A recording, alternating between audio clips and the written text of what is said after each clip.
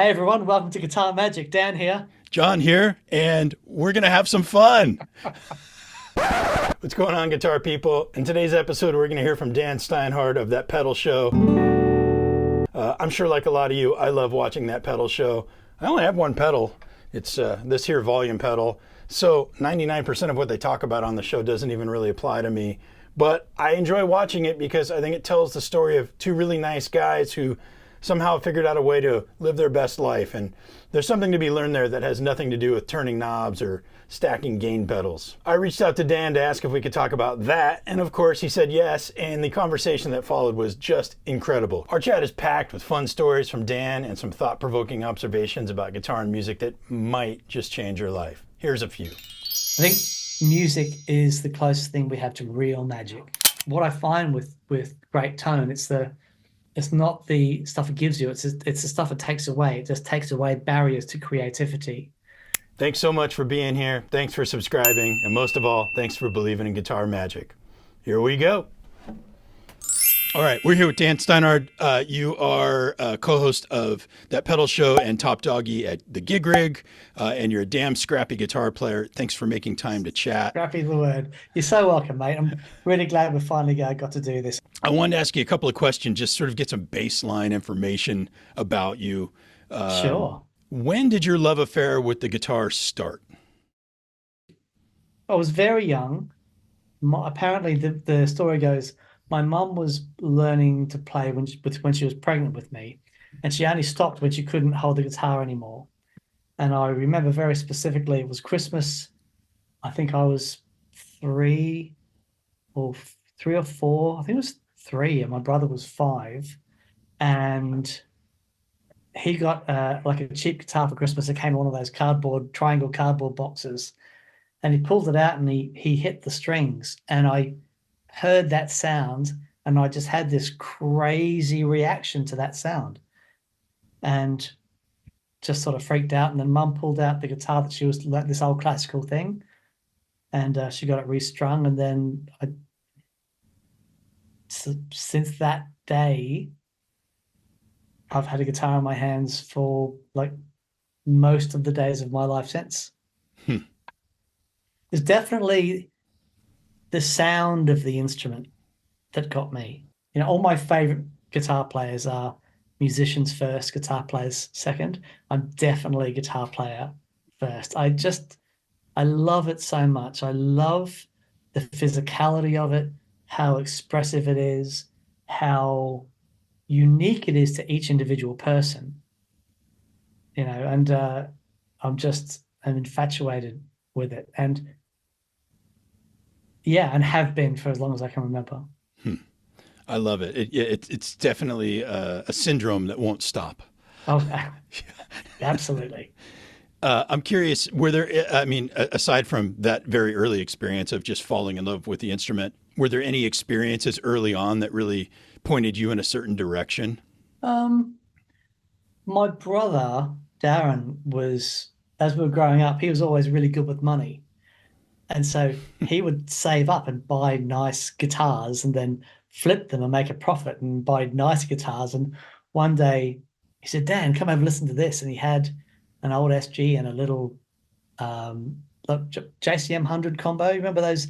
This 1x12, or maybe it was 2x12. And he says, listen to this. And he just hit this chord. And I'm like, the sound of it just sort of blew my mind. But there's little pinpoints. I remember going to my auntie's house, and she put on War of the Worlds, and the sound of that ooh-la guitars just sort of, I was gone after that. It was the coolest thing I had ever heard. But I just remember I might have been, 8 or 9, and just starting a note going na na na na na, and realizing that I could sing chromatically down. And I remember starting up really high, and I go no no no no no no, get down to the bottom, and it was like, oh, it's the same note. It's the same note. So working out that I could sing chromatically down, and then that linear thing of how you've got 6 linear planes along it. So when I got into chords and I could that thing of the notes moving within the chord. Yeah, That's like a yeah. lifetime worth of work, the notes moving within the chord. Oh Yeah, man. yeah, So yeah, we'll get into this a bit later, but wonderful conversation with Adam Levy when he was on the show. yeah. There was also another student of Ted Green's, and we were talking about that and the way that you know Ted would hear those lines and yeah, that's man alive. I love chords and I love that harmony, but that is some like top level stuff when you get to those sorts of players. But yeah, yeah, that stuff is I find that stuff magical. I think music is the closest thing we have to real magic. You Yeah. know, it's yeah. That's why I was attracted to the guitar so much because you can be so personal with it. It takes two actions to create a note, to create a sound. So you're physically so involved with it, and it just looks so cool. You Yeah. know, I'm kind of wondering when you're listening to music, Mm. what kinds of things slow you down to listen more closely? Great question. Um, it might be a simple change. Maybe last year at some point there was a Jacob Collier, and he was just talking to a bunch of college music students, and he's at a piano. He starts playing this thing, and he did this change. It was so beautiful, but all he did was from the two chord, he went to a 6/9 chord on the flat five to the one, and I heard that, and it just blew my mind. There are songs like one of my favorite songwriters is Neil Finn, and there are songs I specifically have not learned that I Right. haven't analyzed. I just want to keep it magical, you know. I think that's such an interesting concept of not wanting to know how it works. I remember when I discovered that descending bass lines in Beatles songs made everything Mm, sound beautiful. And then I thought, wait a minute, now I'm going to hear that instead of the beauty.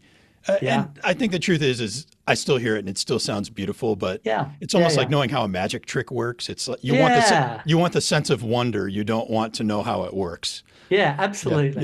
yeah, Yeah, it's great to learn some stuff, but it's great to leave some stuff sort of unknown. yeah, yeah. I've got it. Maybe it's going to be an out there question, but I'll ask it. And if it goes terrible, we'll cut it out.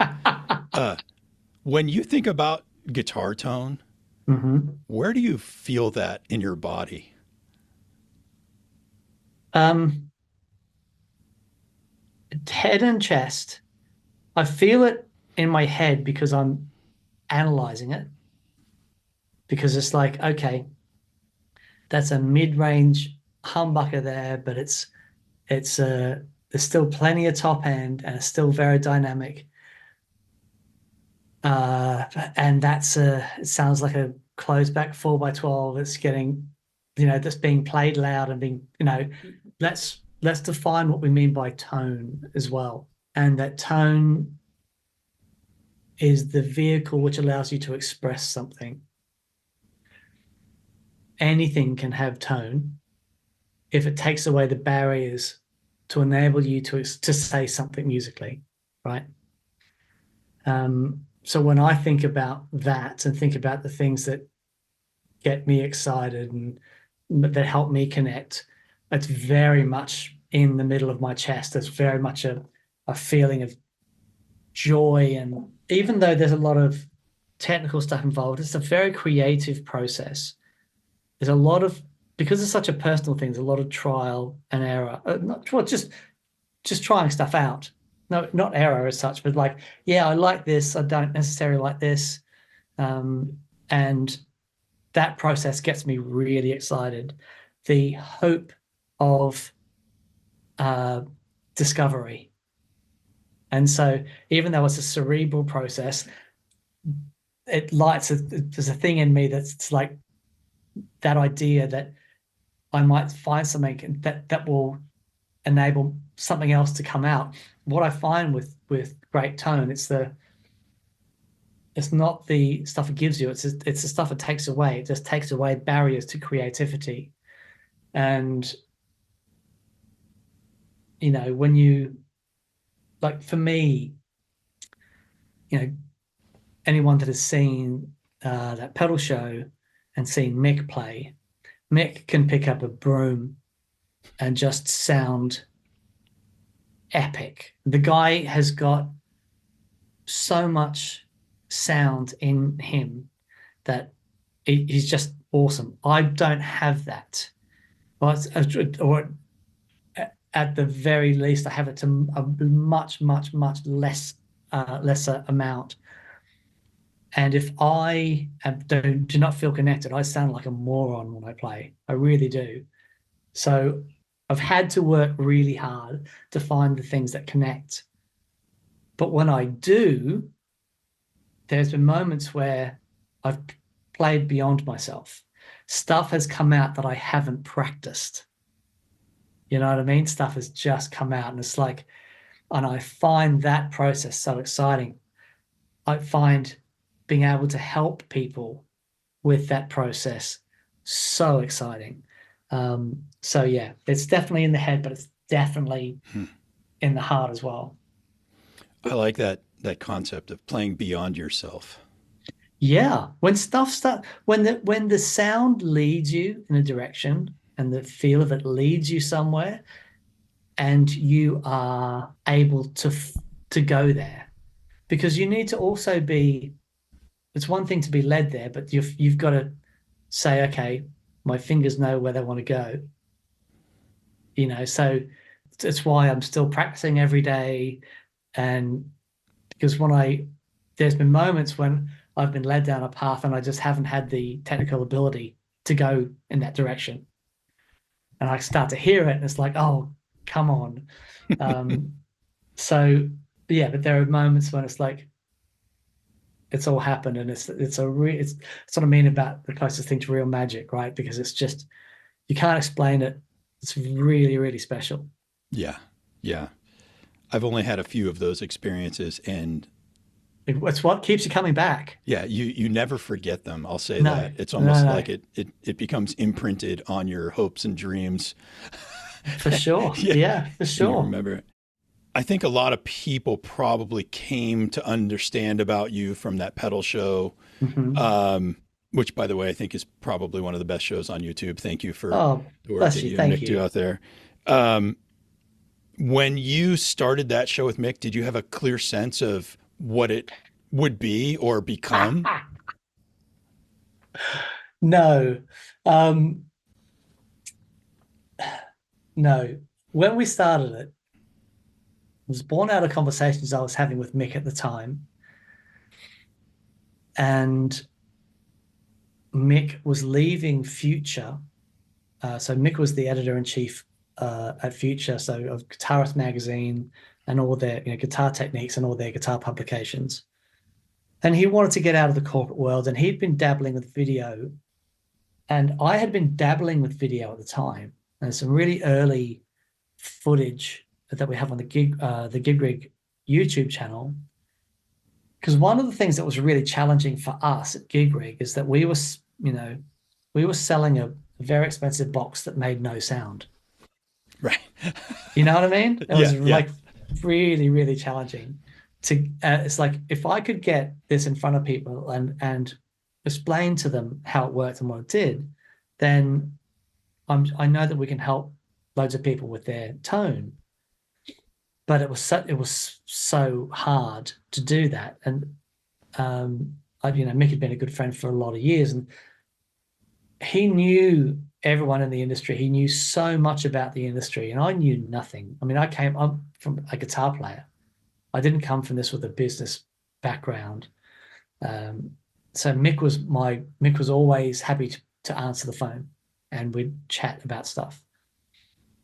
But whenever we'd chat about stuff, we'd always end up talking about guitars and gear and pedals. And so I did this thing. I helped him do this thing for Victory, and he showed me that video, and it looked unbelievable. And I said, "Oh, look, that's 20 grand to do that video that you've done there." And he goes, "Well," he says, "It's not that much." he had it just shot this beautiful thing because he knew all about lighting and about how to make things look amazing. And I went, look, can you help me maybe make some videos and maybe help me get some stuff for my YouTube channel? And it says, okay, yeah, well, let's have a chat about it. But whenever we try to chat about it, we go, oh, before we start, have you seen this new pedal? It's amazing. And then we'd be off for and then an hour would go. It's like, oh man, I've got to get home and cook for the kids. So let's try this again. And seriously, it must have been 5 meetings like that where, Mick would have a whiteboard out and stuff and get it ready for our ideas. Like, okay, this time we're really going to chat about stuff. But before we do that, have you seen this thing? It's unbelievable. And so then we were at NAMM and Mick had just left Future. And he's like, I've got to go to NAMM. He says, but I can I share a hotel room with you? Because I don't have any money. And I'm like, yeah, of course. And I looked at the map and I booked a hotel. And turns out I think I booked the Murder Hotel at I don't know, it was nowhere near the venue. But what it did give us is a half-hour walk to and from the venue every day in Anaheim. And we thought, okay, great. We're going to have a chat about doing something. But you put me and Mick at NAMM, the last thing we're going to talk about is, ideas for, marketing videos and stuff. And anyway, I remember this is like the third day we were there, and there's been some really amazing things. And Mick says, why don't we just do this? Let's just talk about pedals. Just chat about it. I'm like, that's a great idea. And so we set up in the back of the gig rig, the little cupboard. And the first video we ever did was Strymon Big Sky. And it was like, Mick, I think this is fun. I think we could do some cool stuff with the reverb. Oh, okay. Just set the camera up and we went. And that was it. And we did it. And it's like, that was really fun. Let's do another one. So we got a 2 or 3 videos done. And then Mick says, they started going out and they were well received. And Mick was like, oh man, he says, this is fun. He said, but I'd be stunned if we ever got like 20,000 subscribers. And I went, no way, mate. We're going to get 50. We're going to get 50. And, me being ever the optimist. And it soon became apparent that that pedal show was its own thing. So we took it out of the Gig Rig channel and created its own channel. And now it's incredible. It definitely has a life of its own. Yeah, it really does. It really does. And we have these things called experience days where we have 6 people come down and spend the day with us. We have one a month. And they're sold out a year in advance. We've had people come from Australia, from America, from all over the world just to come and hang out, and this blows our minds. It's called That Pedal Show, but we talk about a lot of stuff. We have a lot of amazing artists on there, but we've talked about mix of my own mental health journeys, and we talk about everything. And then Monday nights we have our viewers' comments and questions where we just talk about anything. And this community has grown around TPS, which is something I'm so proud of and fiercely protective of, because it is such a positive, wonderful community, the same of which cannot be said for like most places. I remember I was involved in the forums a lot many years ago, but I had to step away from them because they just became so toxic, and so many places. It's the interesting thing about gear.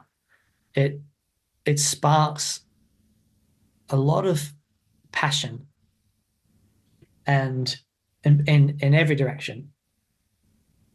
But what we find with our guys, that we, guys and girls, and I say guys as a collective now, but the people who are into the show, we see it when we do the viewers' conference of questions on Mondays. There's half a dozen other conversations happening in the thread, and everyone is so encouraging and so just willing for everyone to succeed. People have been jamming and formed bands and just met other like-minded people who just want to be creative, And I think that's one of the things that we try and get across is that it's a journey, and you start where you're at. You don't have to spend a whole heap of cash, but if you want to grab an electric guitar and make a massive fuzzy noise, you can do that from where you're at. If you can put your finger on a string and pluck it, you can make some incredibly cool sounds. My very dear friend Ed O'Brien from Radiohead, one of the motivations behind his guitar, which I have here. Hang on, I'll show you because it's really cool.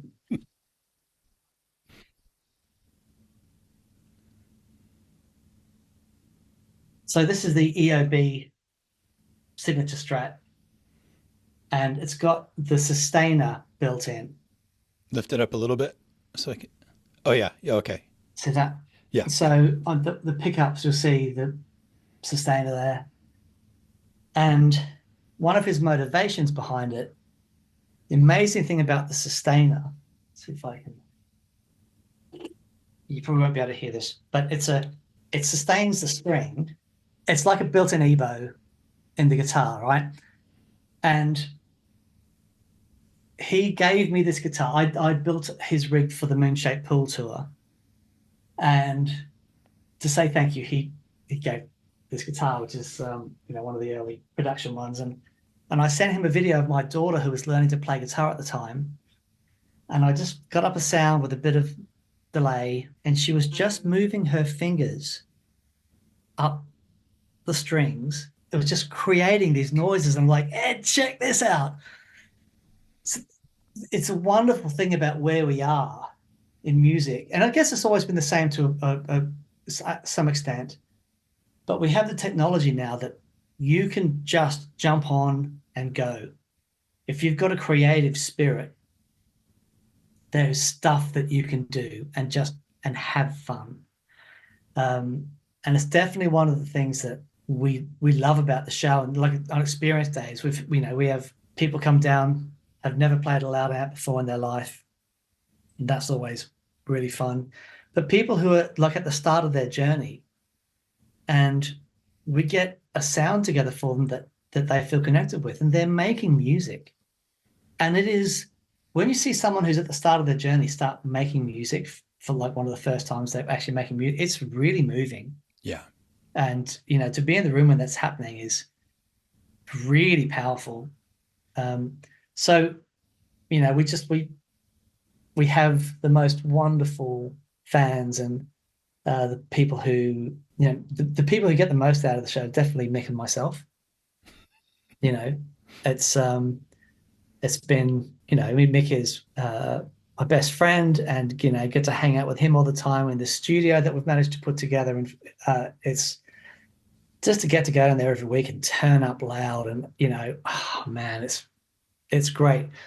So yeah, we love it. We love the community, and I think you're good stewards of the community, and you encourage them in the right directions too, though. I think you all need to take some credit for that, because, you guys go out there, you smile, you encourage the folks that come on the show, you crack up, you have fun. But it is fun. I know, but you wouldn't know it from chat forums. No, but this is the thing, right? Yeah. Because it's meant to be fun. Yeah. Man, I mean, you remember when you first started playing, how much fun was that? And it's so easy for people who know better to take that away. It's like, no, that is sacred. So I should have my name drop horn here.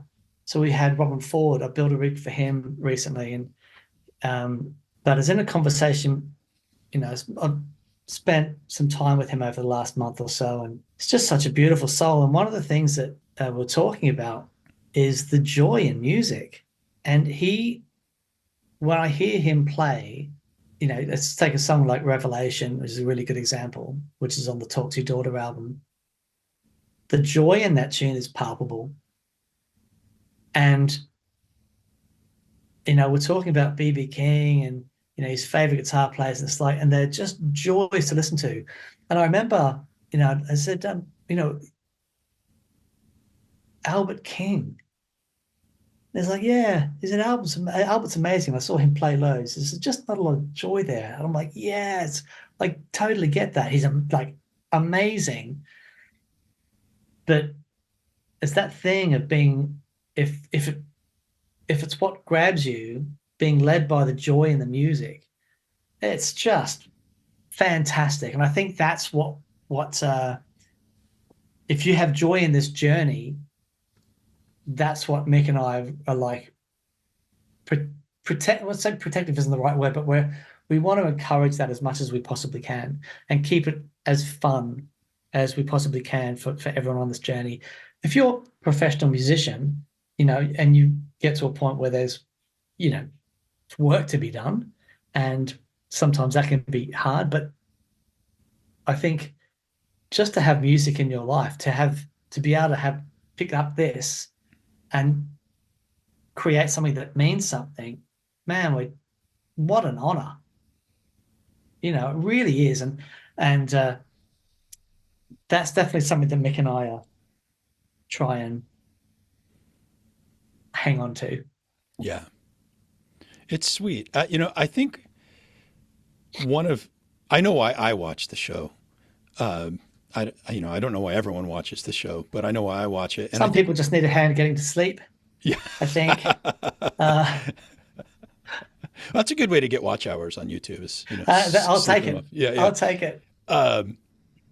You guys, you seem like friends. You seem like you're experiencing the joy. Mm. And I also, when I watch you guys do what you do, you seem like regular dudes. You seem like guys. So regular. Yeah, I mean that in a good way. We are all brand regular. Yeah, I look at you and I think, wow, they're great. You're great players, and you make incredible tunes and sounds, and you talk to our heroes. But I'm almost looking at it thinking, these guys, I think maybe my dreams could come true too. I'm looking at them and it looks like they're living their dream. Dude, honestly, if we can do it, anyone can do it. Because we are. Absolutely. No one is more surprised about the success of TPS than Mick and myself. It's like, we often have that conversation. It's like, how?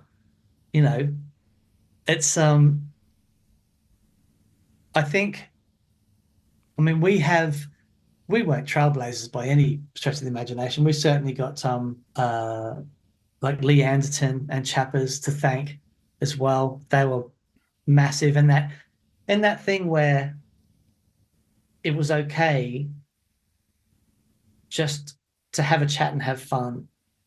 I think they really paved the way for that. Gearman Dude, of course, Phil X on Fretted Americana.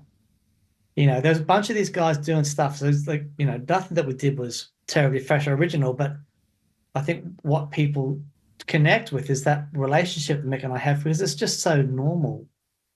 It's like you're out with your buddy on a Friday night after work having a couple of beers, and you just talk about stuff. It's so funny. Because of where we are with the show and the business and stuff, I've been fortunate enough to work with some pretty amazing artists.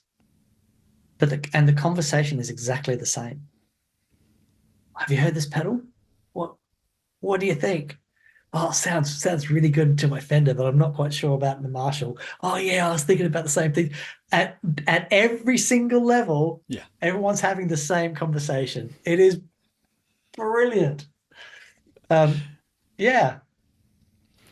Well, I love that it's out there as a model, and I'm glad you guys are having so much fun. And it encourages me in the right direction Oh, to keep good. trying and to have fun. I wanted Yeah, to mention yeah. one video in particular. I think it was maybe you were doing a vlog series or something. I can't remember what it was, but you did one video about I don't have to be the best guitar player in the room or something like. I can't Hmm. remember the exact title of it. I'll find it and pop it in the links for everyone else to Yeah, I think find. it's called Am I Good Enough? Yeah, yeah, something like Yeah, that. yeah. And I thought I was watching and I thought he's putting a really fine point on playing guitar for the joy of it, Mm-hmm. playing for the being involved for the connections that it brings you, Mm-hmm.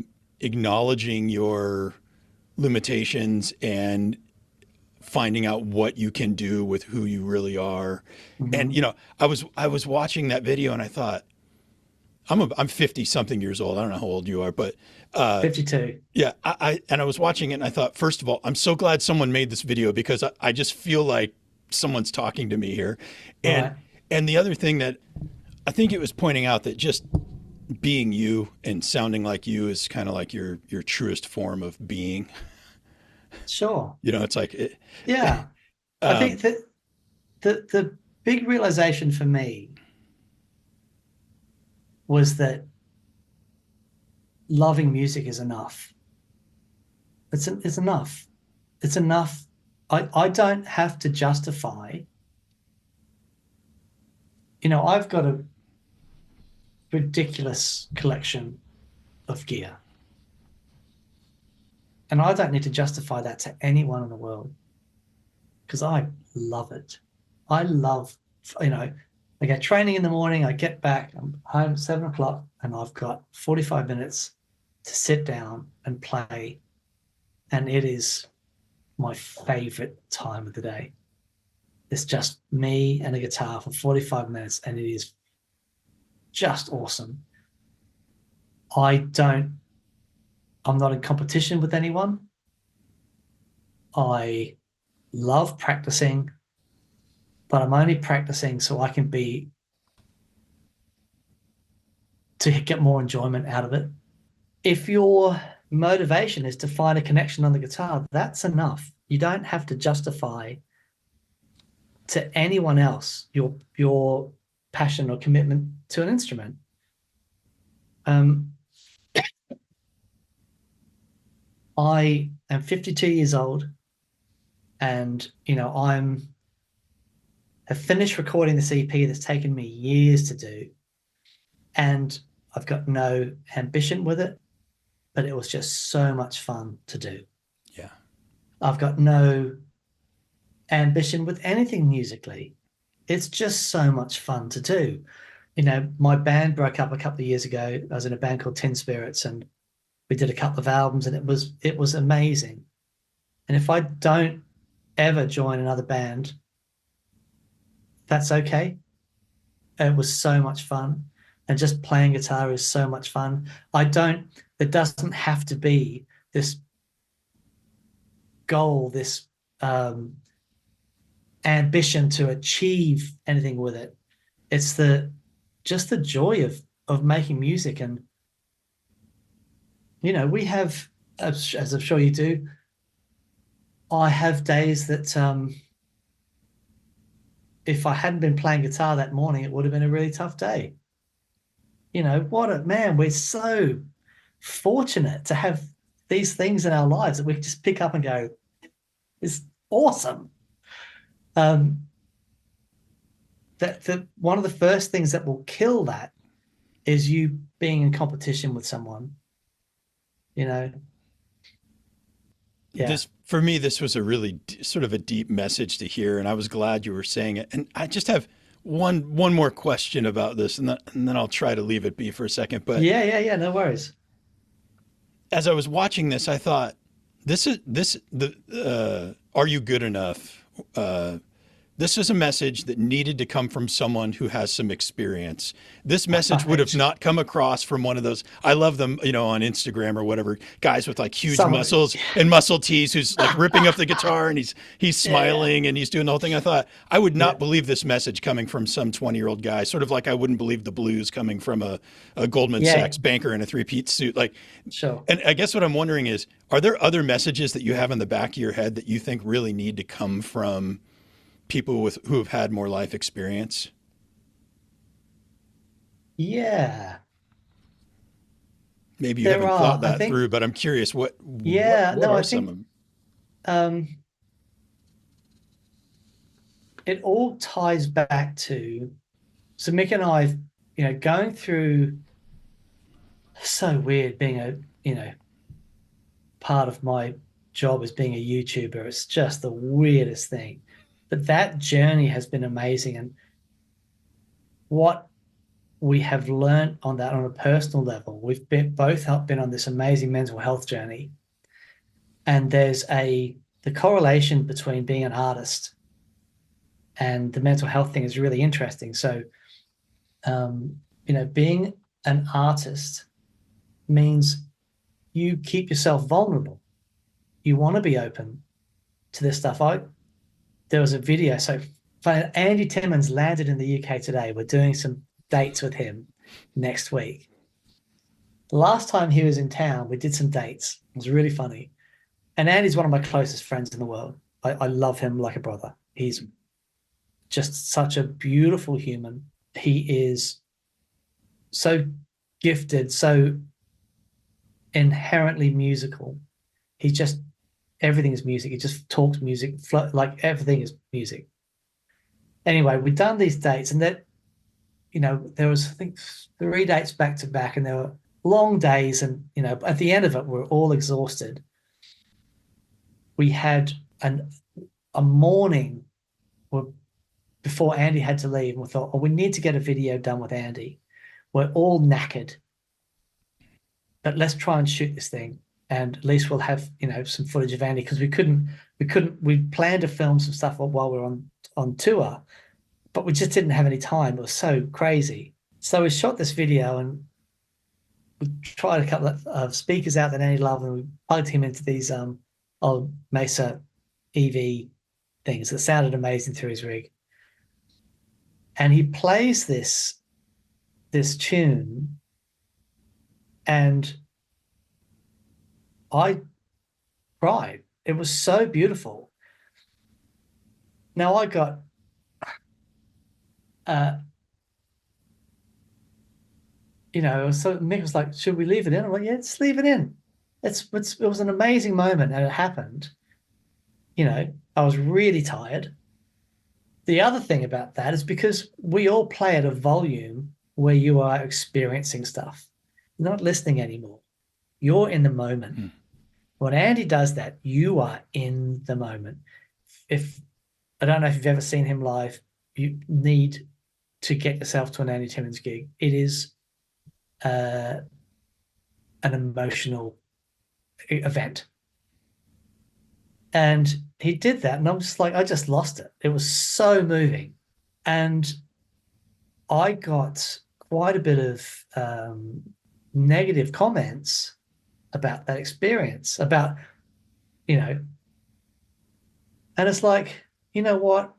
I genuinely feel that it's such a blessing that I can be moved to tears by music, that I Yeah, can be yeah. that emotionally involved and moved by it. I think it's amazing.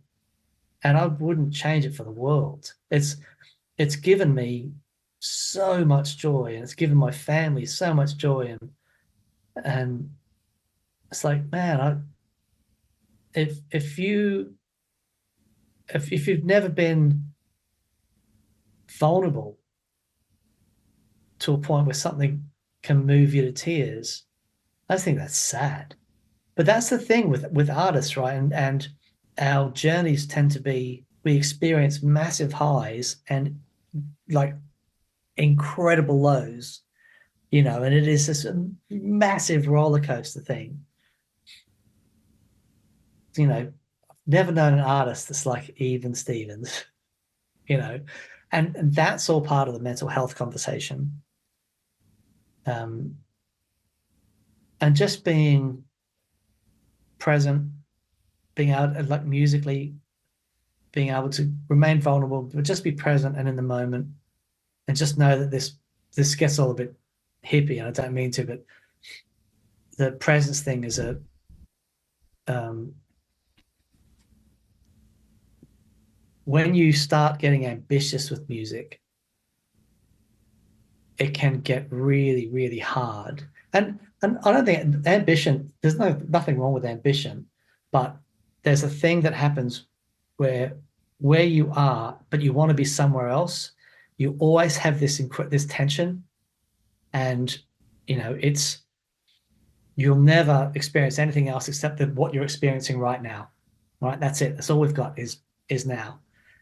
And I think as artists, it's important that we remember that, and we just remember that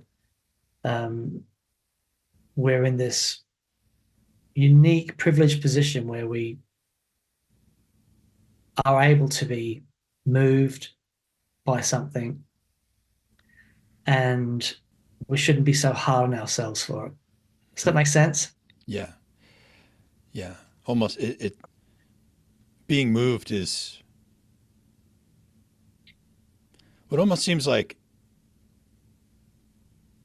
it's the price of being open to the Yeah. world is that you will be moved. Yeah. And sometimes it will move you in places that maybe don't feel safe or make you vulnerable or something like that. Yeah. But I guess Yeah, for sure. the fact that you have that ability, and the creatives and the artists out there that have that ability, that's, I don't know if it's a superpower, but it is definitely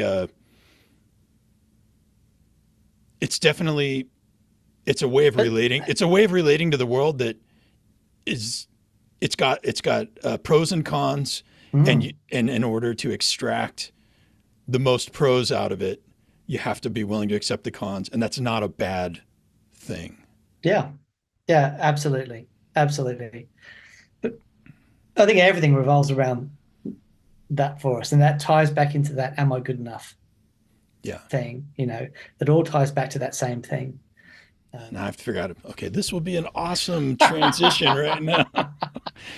Um, I've been following you for a couple of years now, at least. It goes right. back a while, and you're still working at the guitar. It seems like you're trying to get somewhere. Um, it sounds like you're doing it in the healthiest ways, but you're still taking lessons. I heard Mhm. some Tim Lurch lessons. I heard a while back Simon Jarrett. You're still getting better. You're still like, it still seems like you're trying to get somewhere. And I'm just wondering, what are you trying to accomplish? You mentioned you just recorded an EP. Mhm. Where are you going with this? It's just still fun. Learning for me has always been fun. I The more I learn, the more I know that I want to learn. My eyes have been opened up just enough to see the stuff that I want to be able to understand.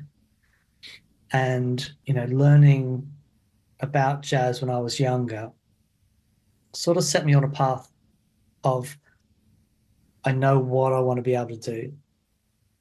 And there is no destination with it. It is just the most fun thing. And it is all about just removing those barriers so that when I get moved to go in a certain direction, my hands will go, okay, I've got you.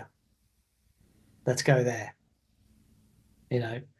And if I can't, that's okay too. Mhm. But I find that at 52, I'm still improving. Um, and I'm still I'm still loving it. I'm changing as a player. Uh, so there's no ambition with it, except I find for me, the more I learn and the more proficient I become, the more fun I have, the less frustrated I am. Um, because oh, I had this so amazing thing with Adam Levy the other day, just talking about humming melodies and can you play them? And I've been doing quite a bit of that lately, and it's in a linear way as opposed to just knowing the scales. And just taking a simple idea like that and working on it, and then on one string, being able to chord outline on one string. Do that for a week and see if you don't get better. Yeah. Because your brain changes because you've got to think about things differently. And it's one of the few things where, I'm very much about the instant reward. So when I'm doing this stuff, I find it so much fun.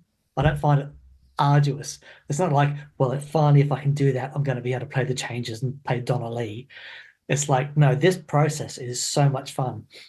I I don't go to the gym because I hate that process, but I do jujitsu because it's incredibly fun and like you don't realize you're working out at the same time. It's like I used to surf when I was in Australia. It's the same thing. It's so much fun, but you come out of it and you do that for a living and you feel awesome all the time. So it's all about instant reward. And I love the process of learning stuff on the guitar. It's just remains one of the most fun things I do. Do you feel like you're maturing into different musical taste or Oh musical? yeah, and I Yeah. do that. Like I think everyone throughout their lives, because at 52, I'm no longer an angry young man. I'm an angry old man. Um, I I don't. It's like when I was the music I was listening to when I was younger reflected where I was in my life. Now it is harmony and beauty and it's all about songs for me. But then I'll go on a Pat Martino binge, Right. for a month and won't listen to anything else. As I get older, and I'm expecting this to continue, but you have different centers musically, different seasons, and it's all just part of that journey. You know, I remember not getting jazz for a long time, even though I studied it. I had this conversation with Robben, actually, who was when we were filming with him. I wanted, I really wanted to like jazz, but I'd heard such little amounts of jazz that I liked, and all sounded very clever to me. Being a rock player and being so diatonic, and Robben was the first guy that I'd heard use altered scale, altered notes, those extended harmonies. He was the first guy I heard play that made it sound musical. It Hmm. made it just fit into the music.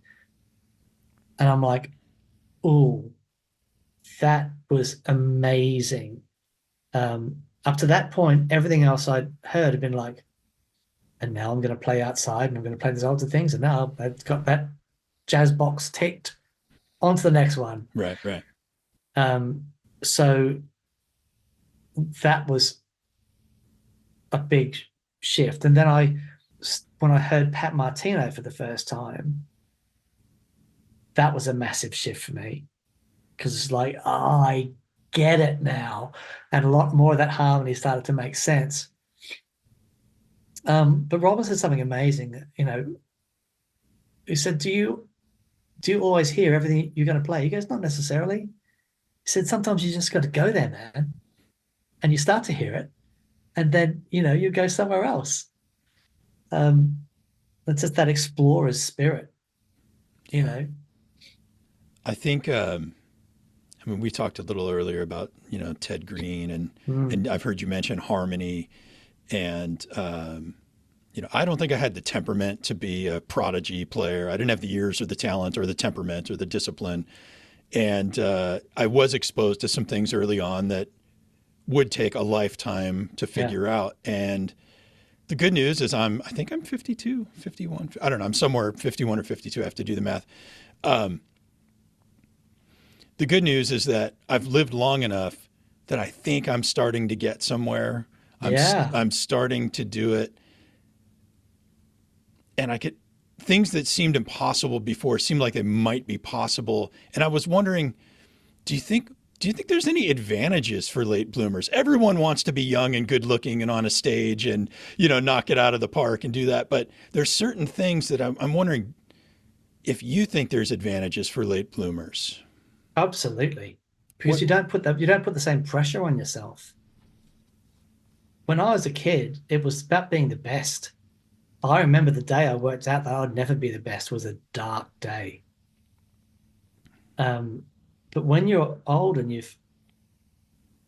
haven't, you've got other profession and you've got other things in your life, and music comes along as a way of embellishing your life. It's not your main focus. It's a beautiful part. There's no pressure there.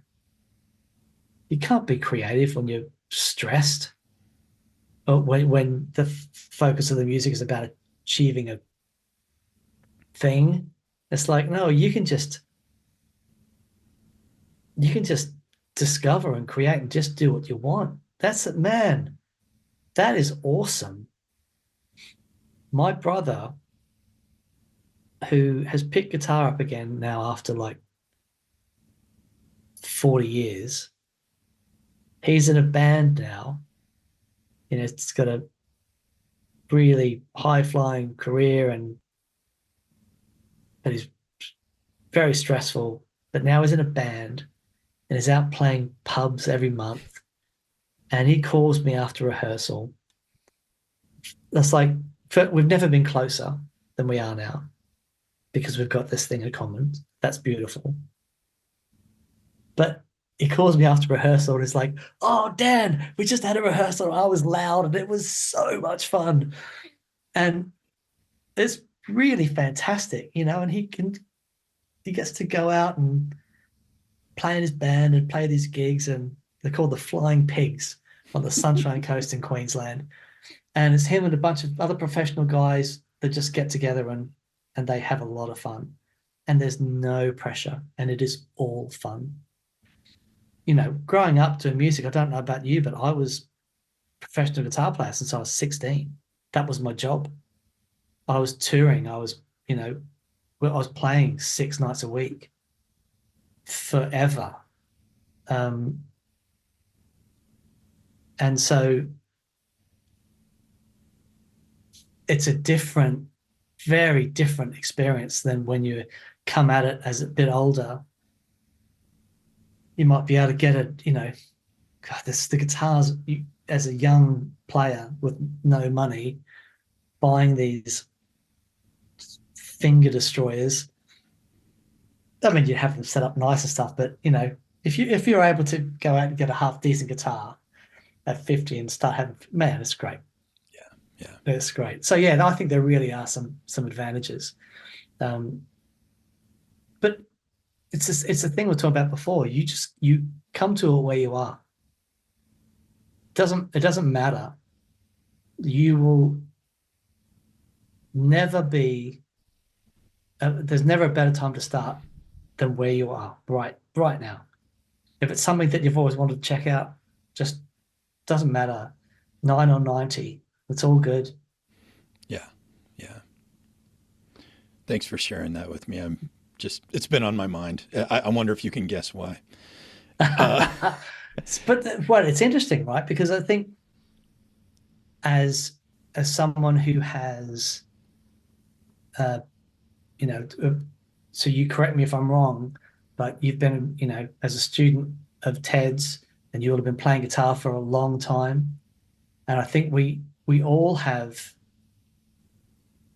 these things of, man, if I'd just done this, then I could have achieved this. If I just practiced a little bit harder, maybe I'd be in a different position now. And it's all crap. It is just white noise that means absolutely nothing. Because it doesn't matter where you are, everyone having the same conversation with themselves. Everyone is, no matter where they are, everyone's having that same conversation. Could have been I could have achieved X. I remember years ago having uh, interviewing someone who amazing, just incredible guitar player, talking about this, and it just had tortured himself for decades. And it's like, I don't know where we're our worst enemy when it comes to this stuff. And that's part of that. It all comes back to that artist thing we're talking about being that vulnerable thing, but it does leave you open to this sort of stuff. And it's a real challenge. It's a real challenge just to say, it's cool where I'm at.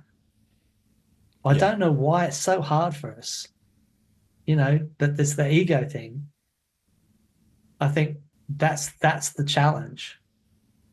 It's just to say, I'm 52-year-old bald guitar player and I am where I am, and it's great, and I'm just going to enjoy it. I'm not going to torture myself over what I haven't done. Let's just eke out as much joy as we can from the remaining years. I've become very aware that life is finite. This isn't a permanent thing. So man, I'm just going to enjoy every moment I can. We don't really have much other option. Yeah. We think differently when we're younger. I certainly did. But now it's like I really appreciate the chances I get to play.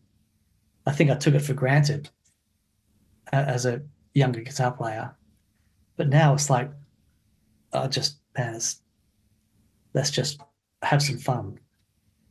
Yeah.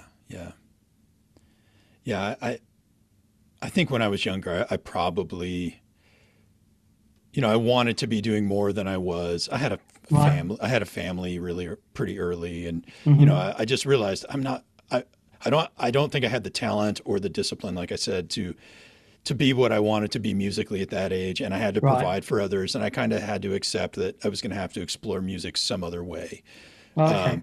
And then I got to a certain point, and I thought, I've loved this my whole life. And how can I justify all this energy that I've given it? And then I started feeling do I have to justify it? And now I'm just getting to the point of, and I think your video helped, and I've been thinking about it too, is I don't have to justify it. No, you don't. I love it. I can't explain it. Sometimes we can't explain the important things. That's going to have to be good enough. I don't know where it's going. I'm hoping for the best, whatever that looks like. Enough said. Let's get busy having fun. Yeah, absolutely. Yeah. A friend of mine, he's got the most incredible guitar collection, and he not a professional guitar player. He is solid, basic guitar player. But does he have fun? And it's like, he doesn't need any more justification than that. If he wants to go out and, buy all these amazing guitars and these amazing amps and amazing effects, the only justification he needs is because he loves it and it's fun and he wants to do it.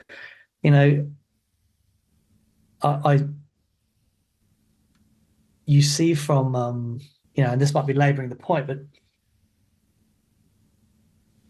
if you get to our age and you do have a little bit of disposable income, you can buy a nice guitar.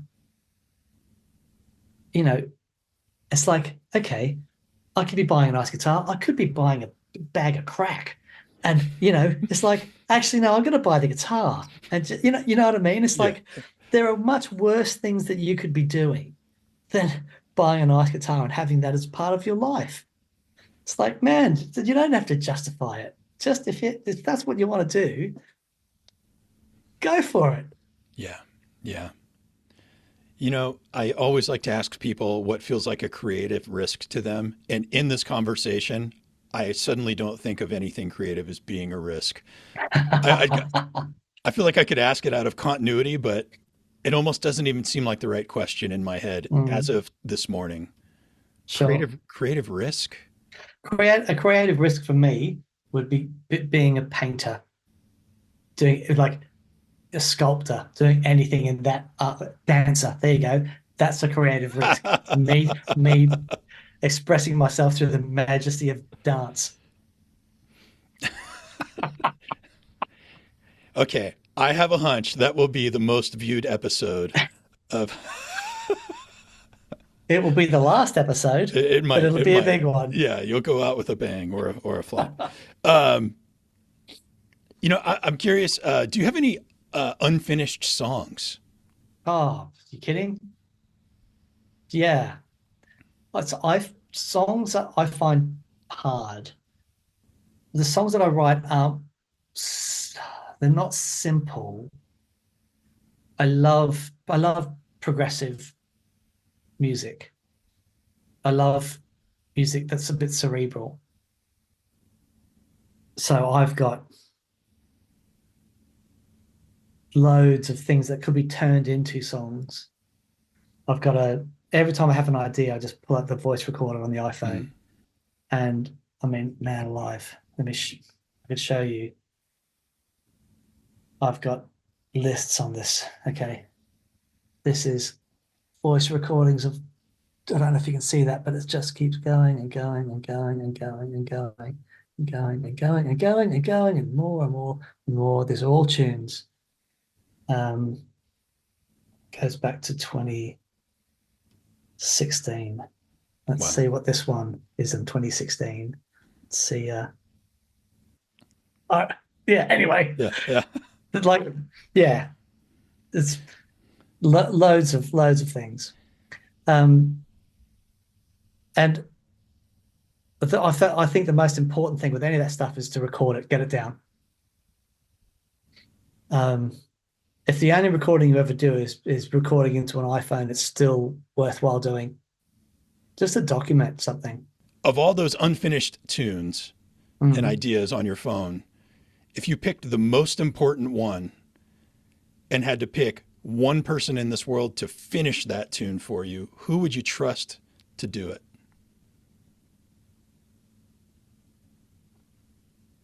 Um, I'm not precious about any of that stuff, and I would trust anyone to have a go.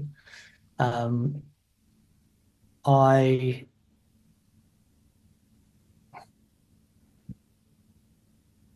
Neil Finn, Neil Finn. If there was anything that I did and he went, oh yeah, that's cool. Actually, Andy Partridge.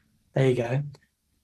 I think because it's all a little bit, not that Neil isn't quirky, but I think the out there nature of some of the harmony, I think Andy Partridge would go, oh, okay, that might be something there that I could work with. So yeah, he'd be the one guy. Okay. Okay. What was it like to play with Joey Landreth? I know you guys did a show with him. What was that like? Humbling. He's just such a beautiful guy. And we, the most amazing thing was singing with him. God, his 'Cause Mick, voice and the harmonies. And you said you have the harmonies from childhood. It must have been a magical moment. so Mick and I both sing. And so every song was just an excuse for three part. And when you've got Joey doing his thing, it's like, it was just wild, really wonderful. Wow. Okay. Thank you for indulging me in that. Yes, of Uh, course, mate. I think I'm going to, I'll tell everyone right now. Hey, everyone, I'm going to leave links if you need to find that pedal show. If you haven't heard of it before, there's links below and Gig Rig as well. If there's any other links you want me to share, I'm happy to do it. Although you have a much larger audience than I do, so it feels kind of silly, but fair is fair. I want to make sure Yeah, that mate, no worries. No I'm worries. sharing there. Hey, Yeah, thank you so much for your time. I'm really hey, you're so grateful to you welcome. for it. Thank you for And persevering with it. oh So yeah, well, yeah, what I like. and congrats on the series, mate. It's fantastic. Oh, thank you so much. It's like a dream. It's like a dream. There you go. There you go. I have Living the dream. I have one coming out with Tommy Emmanuel Oh next week. man, he I've got is. Oh, he's yeah. such a great guy. Oh my God, it He's was such a great incredible. guy. Yeah, I've got one with Bill Frisell coming up after that. I mean, No yeah, way.